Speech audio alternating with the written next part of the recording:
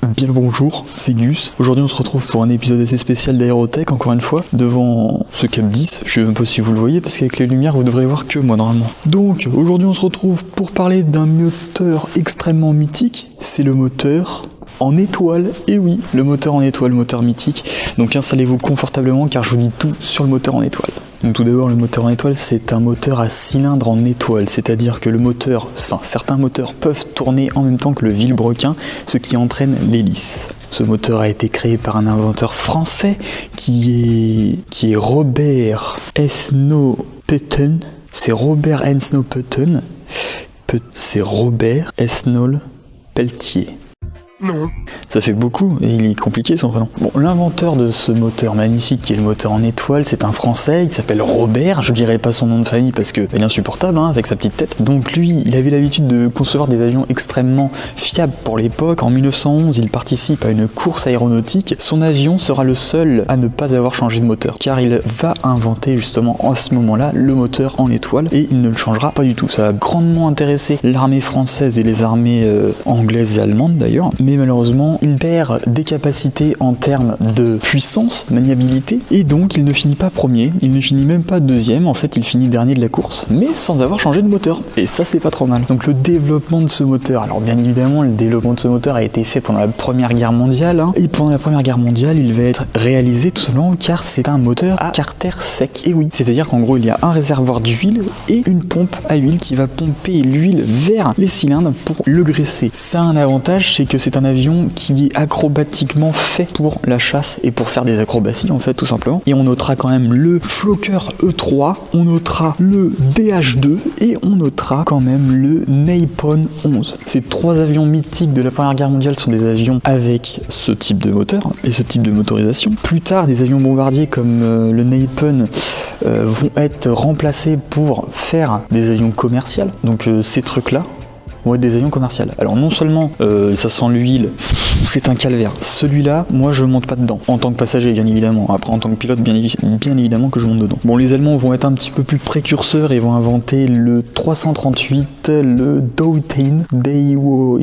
Non. Trop compliqué les noms. Bon bref, ils vont inventer ça. 3 moteurs, mais un seul moteur peut faire avancer l'avion. Alors, pourquoi est-il utilisé ? Comme je vous l'ai dit précédemment, c'est un moteur à carter sec et déjà pour la Première Guerre mondiale, ça va être un atout pour la voltige.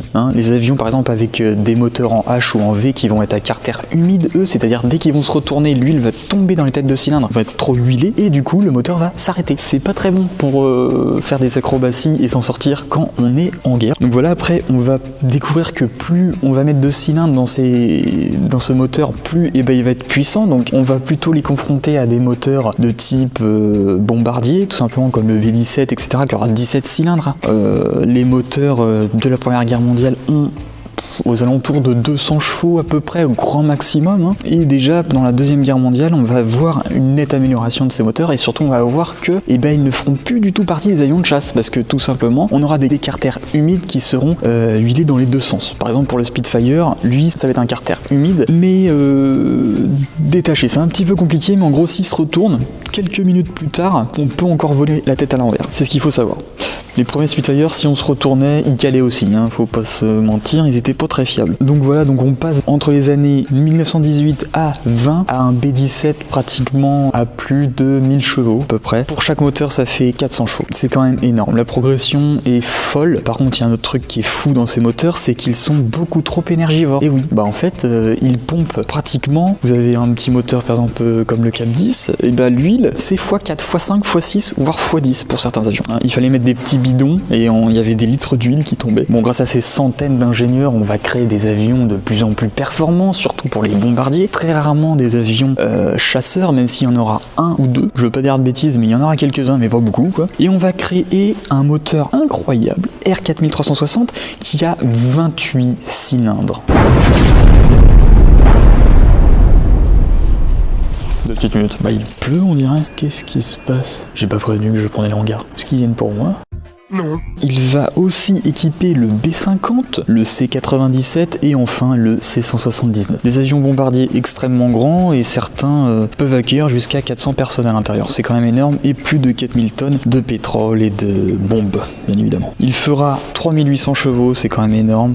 Il y en a 4, donc ça fait 3800 chevaux x 4, ça fait 14 000 et quelques. C'est assez énorme, c'est plus qu'un bateau. Mais bon, la palme d'or de la puissance dans un seul moteur revient au B-36A qui a 4000 chevaux. C'est assez énorme. Et il sera à l'origine du projet d'avion de chasse Parasite, qui consiste à faire un avion qui tracte un avion. Enfin bref, la photo est assez révélatrice. En tout cas, ce qu'il faut savoir, c'est que c'est quand même un type de moteur ultra fiable. C'est un type de moteur qui va parcourir les âges et surtout qui va de plus en plus intéresser les compagnies aériennes. Ce type de moteur gourmand et ultra fiable va quand même gagner terrain du secteur commercial et donc des compagnies aériennes vont les utiliser pour pouvoir équiper leur avion. Donc non seulement dans le militaire, ils laissent une trace de, par exemple, forteresse volante avec le B-17 et en plus de ça, ils vont laisser une trace de transatlantique surtout, avec le Super Constellation par exemple. Le Super Constellation conçu dans les années 50 et qui va arriver jusque dans les années 95 et même encore aujourd'hui, il y a certains Super Constellations, je crois qu'ils sont au nombre de 1 ou 2,